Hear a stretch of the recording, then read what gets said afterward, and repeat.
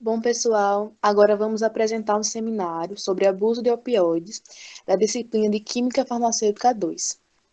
Inicialmente, vou falar um pouco sobre o que são analgésicos opioides.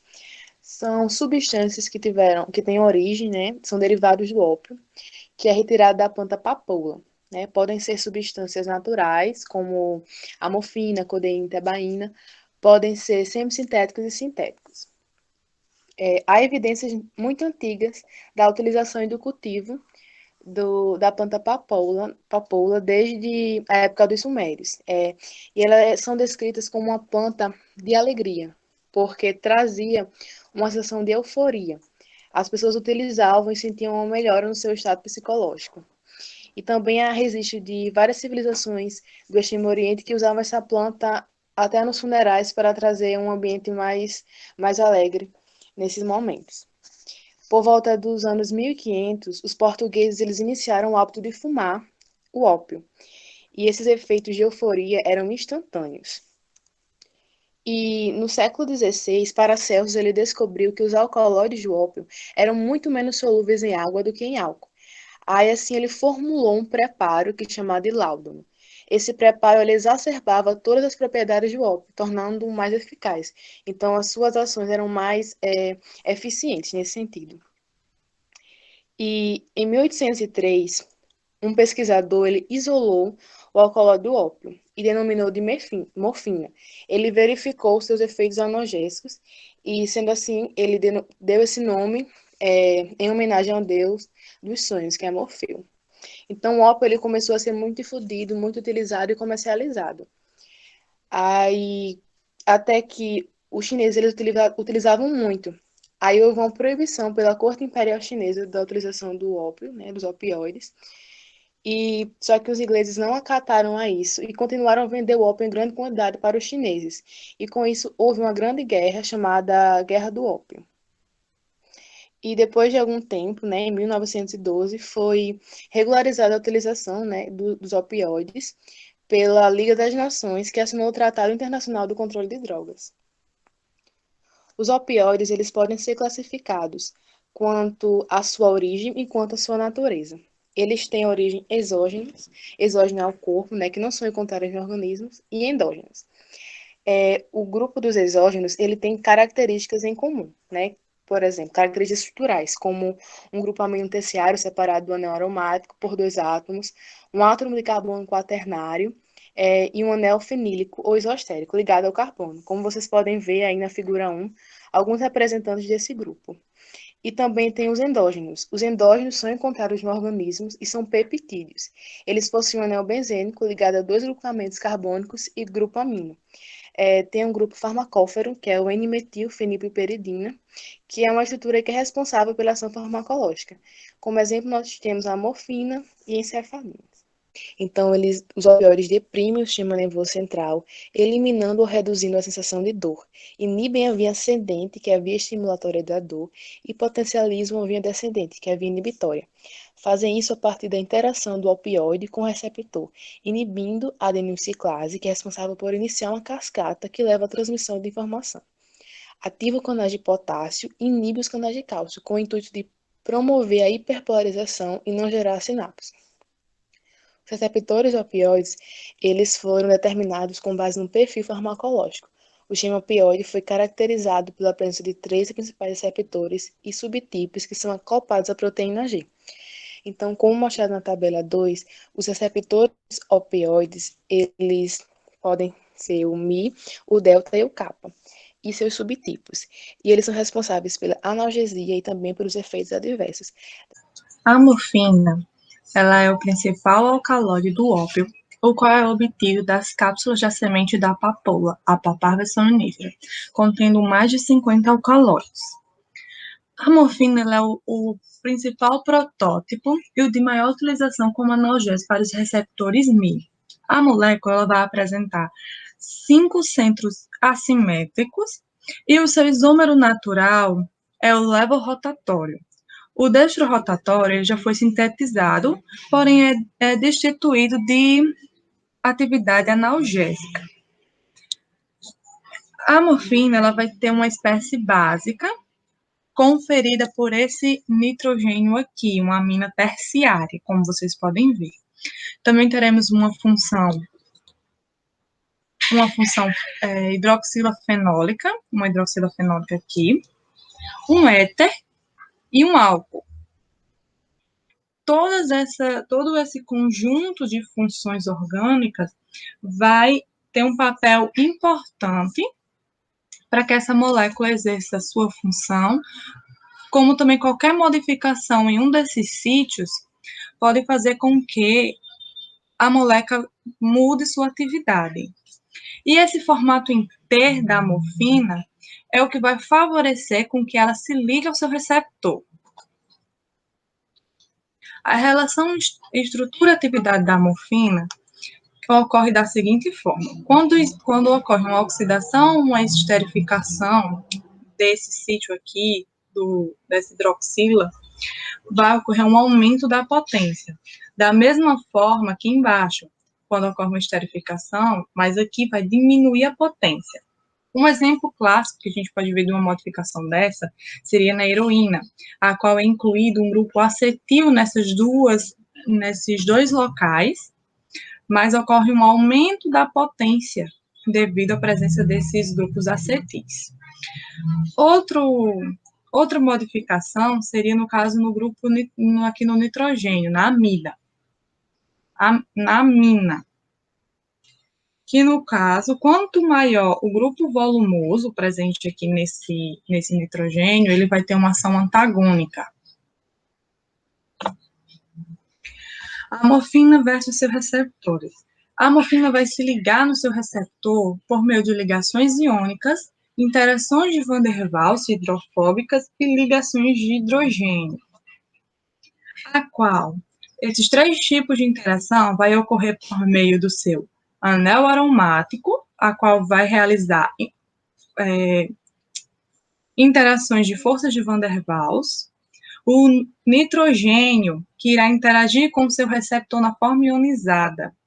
Ele será de grande importância, como eu falei anteriormente, para a sua atividade antagônica quando há um aumento nesses grupos volumosos ligados a ele. E a hidroxilafenólica, ele vai interagir por meio de ligações de hidrogênio. Nessa figura C, vocês podem ver a interação da morfina com o seu receptor, e que realmente essa forma T é o que favorece essa interação. Uma das primeiras estratégias utilizadas é a variação de substituintes, onde pode-se observar que o fenol é uma estrutura essencial quando se diz respeito à ação analgésica. Então, quanto mais grupamentos alquilos forem adicionados, o composto pode acabar se tornando inativo ou pouco ativo, como é mostrado na figura ali, onde há quanto maior for o grupamento alquila, vai haver uma diminuição da ação analgésica in vitro. A mesma coisa acontece com o nitrogênio, que é necessário para a atividade do composto e interage no receptor de forma ionizada. Então, quanto mais grupamentos alquilas forem adicionados, menor sua capacidade de analgesia.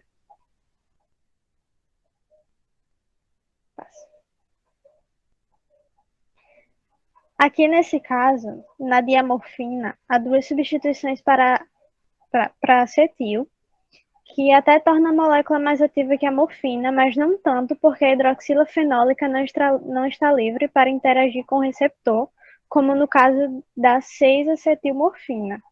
O problema dessas estruturas é que elas são moléculas mais apolares, o que facilita bastante a passagem na barreira hematoencefálica.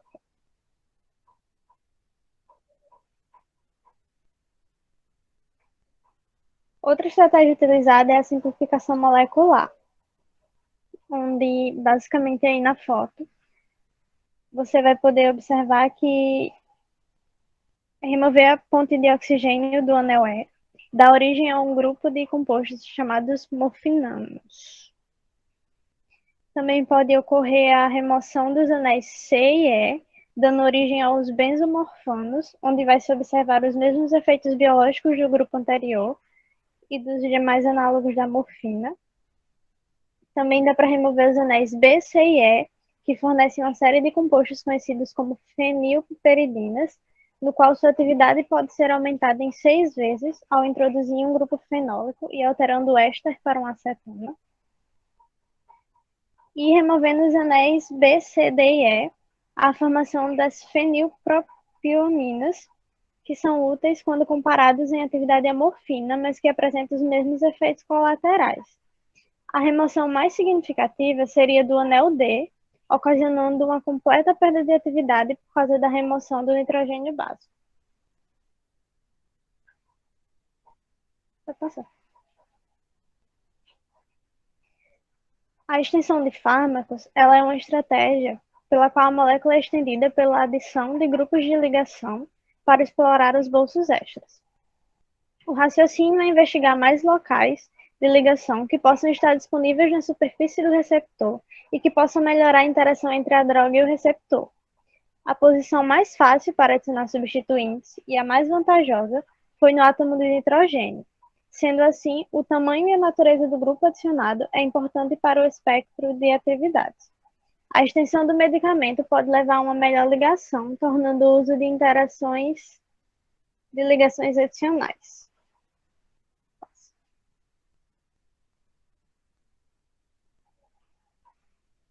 E, por fim, a introdução da rigidez, que é geralmente empregada na tentativa de remover os efeitos colaterais de uma droga ou para aumentar a atividade.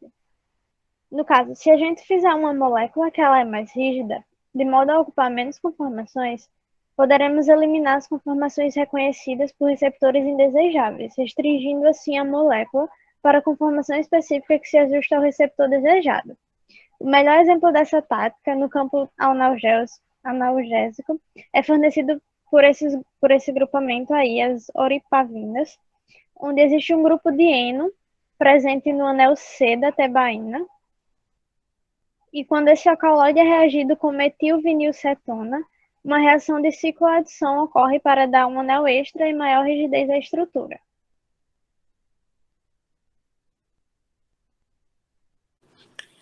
As múltiplas interações dos opioides com os receptores contribuem para o aparecimento de efeitos colaterais associados ao efeito analgésico do fármaco.